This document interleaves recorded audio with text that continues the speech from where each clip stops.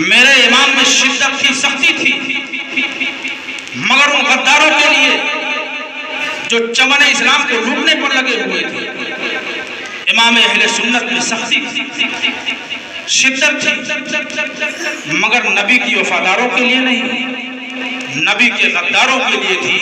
وہ نبی کی وفاداروں کے لیے پلکیں بچھاتے تھے اور نبی کے غداروں پر قہر الہی کی بجلی بن کر ٹوٹتے تھے۔ آپ نے اپنے کردار و عمل سے یہ ذہن دیا کہ اگر کسی سے دوستی ہو تو اللہ اس کے رسول کی رضا کے لیے ہو، اگر کسی سے دشمنی ہو تو اللہ اس کے رسول کی رضا کے لیے ہو۔ میرے امام نے اگر کسی کی طرف دوستی کا ہاتھ بڑھایا ہے تو اللہ اس کے رسول کی رضا کے لیے بڑھایا ہے، اگر کسی سے دشمنی مول لی ہے تو اللہ اس کے رسول کی رضا کے لیے لی ہے۔ یہی وجہ ہے کہ آپ کا سب سے بڑا دشمن اشرف علی تھانوی بھی آپ کے عشق رسالت کا احترام کرتا تھا اور یہ کہتا تھا کہ اگر مولانا احمد رضا ہم کو کافر کہتے ہیں تو عشق رسالت کی بنیاد پر کہتے ہیں۔ آپ اپنے نبی کے کس قدر شہدائی اور فدائی تھے اس کا اندازہ تو آپ کے اشعار سے بھی لگایا جا سکتا ہے۔ آپ نے ایک ایک شعر میں عشق رسالت کا چھلکتا ہوا جام، محبت و الفت کا بحر مدید نظر آتا ہے۔ آپ فرماتے ہیں سرور کہوں کہ مالک و مولا کہوں تجھے،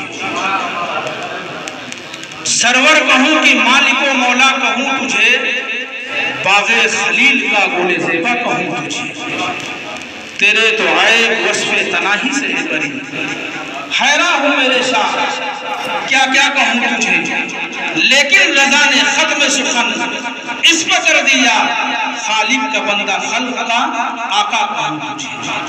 آپ فرماتے ہیں واہ کیا جود و کرم ہے شہ بطحہ تیرا، نہیں سنتا ہی نہیں مانگنے والا تیرا، تیرے ٹکڑے پہ پلے غیر کی ٹھوکر پہ نہ ڈال، چھڑکیاں کھائیں کہاں چھوڑ کے صدقہ تیرا۔ آپ فرماتے ہیں جب آ گئی ہے جوش رحمت تو ان کی آنکھیں جلتے بجھا دیے ہیں، روتے ہنسا دیے ہیں، میرے کریم سے کر قطرہ کسی نے مانگا، دریا بہا دیے ہیں، دھربے بہا دیے ہیں۔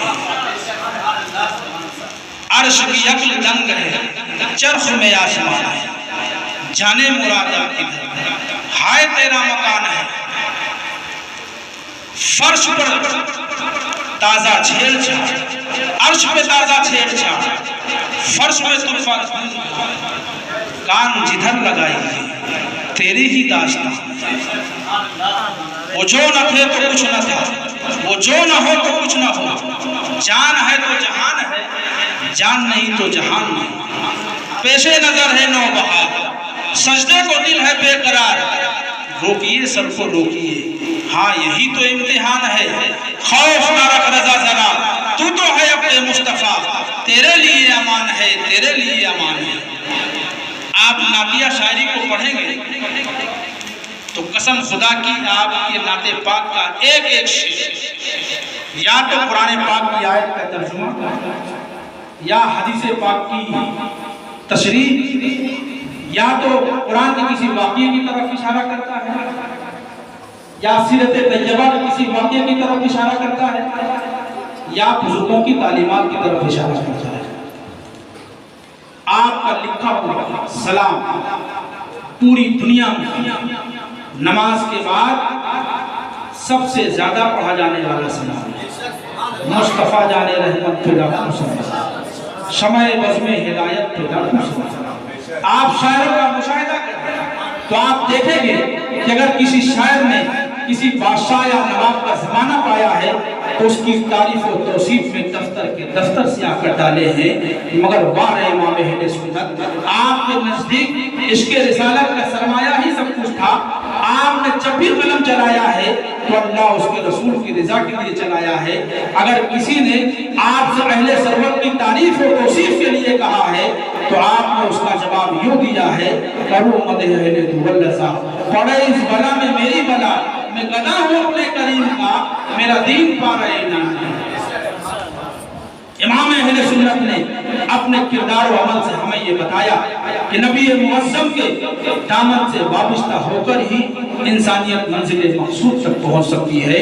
آپ کی تعلیمات مبارکہ پر عمل کر کے ہی دنیا کے مسائل و علام کا خاتمہ ہو سکتا ہے۔ سنت نبوی کی روشنی ہی میں بے قرار دلوں کو قرار مل سکتا ہے۔ امام احمد رضا کی یہ آواز صرف بریلی کے ایک فرد کی آواز نہیں ہے، بلکہ یہ تو بین الاقوامی آواز ہے، یہ تو بین الاقوامی تحریک ہے۔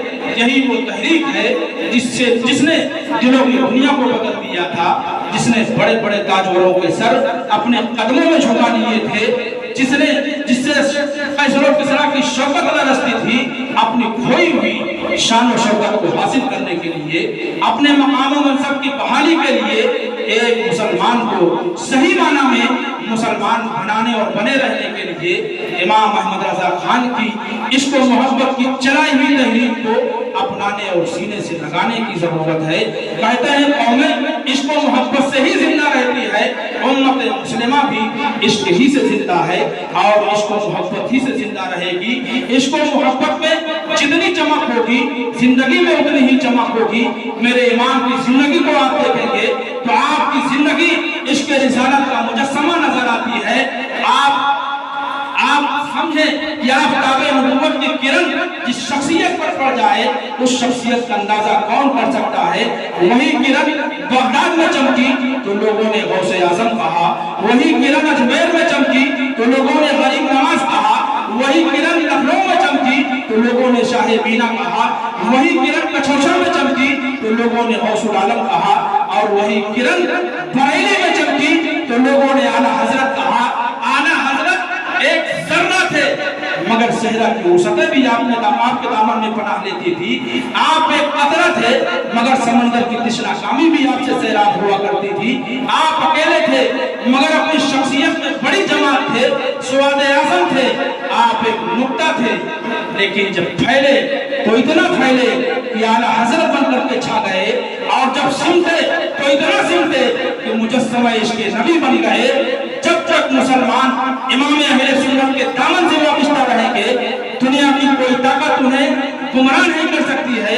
امام اہل سنت نے جہاں اپنے دور میں اٹھنے والے ہر فتنے کا منہ توڑ جواب دیا ہے، وہی امت مسلمہ کو دلال و براہین کا وہ خزانہ عطا فرمایا ہے تاکہ جب بھی کوئی باطل قوت اپنا سر اٹھائے تو اسے کچل کر رکھ دیا جائے۔